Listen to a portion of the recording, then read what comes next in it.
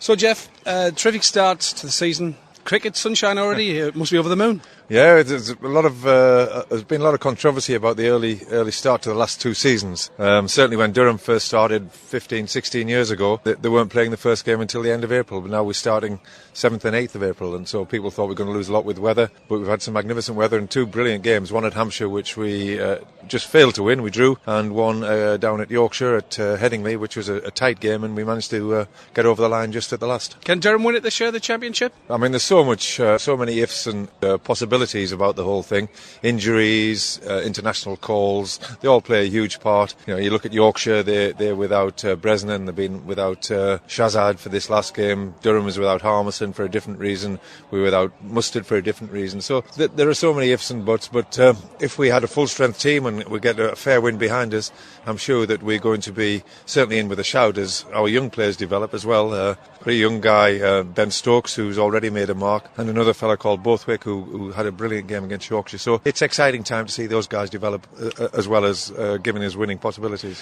Who then, if it's not going to be Durham, who are the strong fancies this year? Who do you fancy this year then? Well, I think there are some really good teams. By the time everyone is beefed up from IPL calls and international calls, there are going to be some really strong teams. I think Hampshire are going to be really strong, although they're missing a few players at present. When they get to full strength, they're going to be a really strong side. Warwickshire have started well. They've got some international players that if they don't get drained away from them, they're also going to be very strong. So it's going to be a really competitive season again. But you can't look much further than Nottinghamshire, last year's champions. They make some shrewd signings and they play in conditions that suit their strengths. They've already won one home game, so it's going to take a lot to take the championship away from them. So how important then was the setting up of the academy for Durham? That was a real massive move forward, wasn't it? Yeah, it was a thing that we were really keen on getting on right from the start, and it proved that the transition from a young cricketer to professional cricketer is quite tough, and that the academy was always going to be a sort of buffer, a learning environment for a young cricketer, and it's enabled us to produce 5 or 6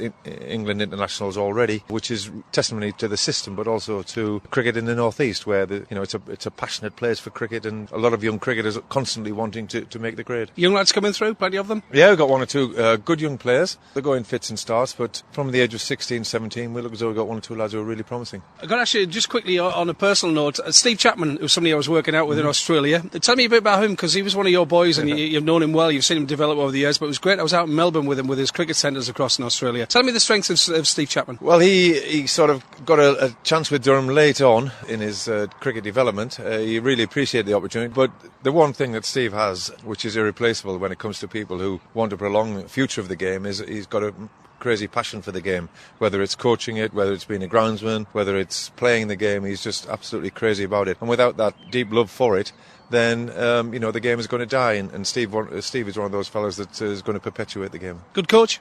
He seems to have a good operation in Australia, and certainly has a lot of respect when he comes back here. Now then, if you had back onto Durham, if you had the money in the budget, would you be happy? Would you be keen to sign an international player then? Anybody in particular you'd fancy? The international players coming in it's a bit of a thorny question. 2020 seems to be the main area in which counties bring the players in now. There's a lot of money to be earned for counties from 2020 cricket. We are very happy that we play 4-day cricket and 40-over cricket without an overseas player. It gives opportunities for young players to develop, becomes a learning experience for them. In terms of 2020 cricket, there are some big names around. 2020 cricket is really it's taken the world by storm. I'm not sure whether it's going to be great for the game in the long term, but it's an attractive thing, and the big hitters and the speedsters are still the attractive ones, even at that form of the game. Paul Collingwood's back. Not yet. Obviously relinquished his test place. He's got one-day place to fight for now. He wants to commit himself to Durham for the next couple of years. The downside of that is he's had a bit of an operation on a knee, so we're not quite sure when he's going to be available. But when he is, he's a great man to have around. Lots of energy, lots of passion for the game, lots of passion for Durham. So when he comes in mid-season, that's going to be a plus for us. What's your thoughts on the cricket under floodlights and the future of that? Test cricket under floodlights is going to be the next big thing, and I think if they get the right ball made for that, then that's going to be a really attractive proposition, because in the end, it's no matter what level you're playing, it's an entertainment, and you don't want people losing cricket for bad light or losing time for any sort of interference from the weather. And if it can prolong the game through floodlights, then so it should be. On a personal note, if the England job came up, say at some stage in the future, if Andy Flowers decided that it's time to step down and move aside, I mean, you've done so much and you've gained so much respect over the years, both as a player then as a coach as well. How would you feel about it if the ECB came along and says, right, Geoff, do you fancy the England job? What would your thoughts be? Of course you'd say yes. It would be fantastic. But Andy Flower, I think, is a tremendous guy. I think he's brought a lot of stability to the England setup. I think anybody who takes the England job has got to be in touch with the modern day game, but also has got to have the tremendous amount of energy to be able to get through the incredible schedule they have. The England schedule this winter was crazy. Flower is from a generation where he has got that energy, he's got the experience, and also he's got a tremendous respect from the team. Football-wise, Borough always been your favourite team. South Bank, of course, you played for in the Northern League, going back some years ago. Show me age there. What's your thoughts on the Borough this season? Well, they've had a traumatic few years, really, from times when they had some glorious players coming in. Obviously, a huge financial investment in some players, which paid off to a large extent. The problem is with it, when you have that sort of success, people expect that to be maintained, and I think society now says it can't be maintained.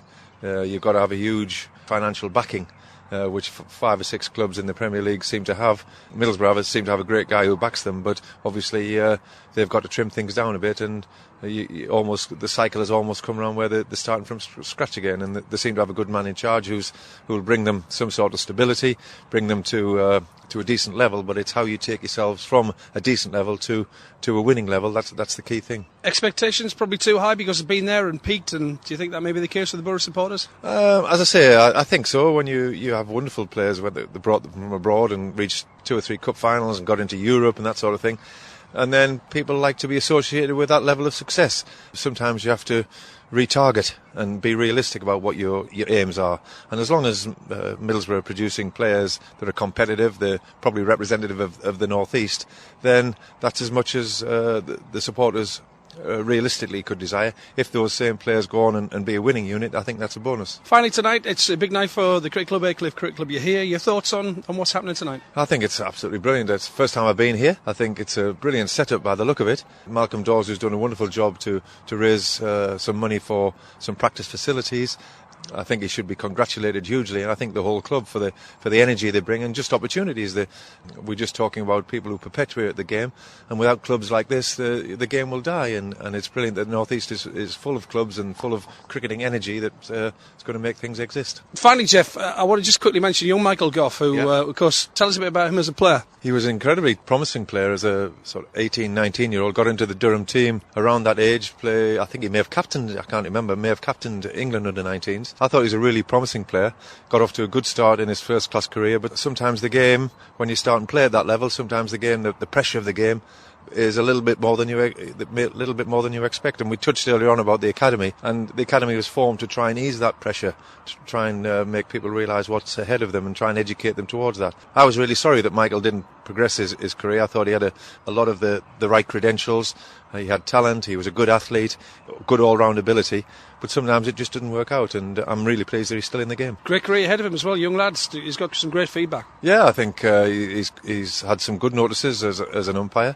Again, you can get off to a good start even in that career, and then you have to be beware of the pitfalls. But as long as he's learning, as long as he realises that mistakes will be made, and then just gets on and makes honest decisions, then he'll gain the respect of the game in general.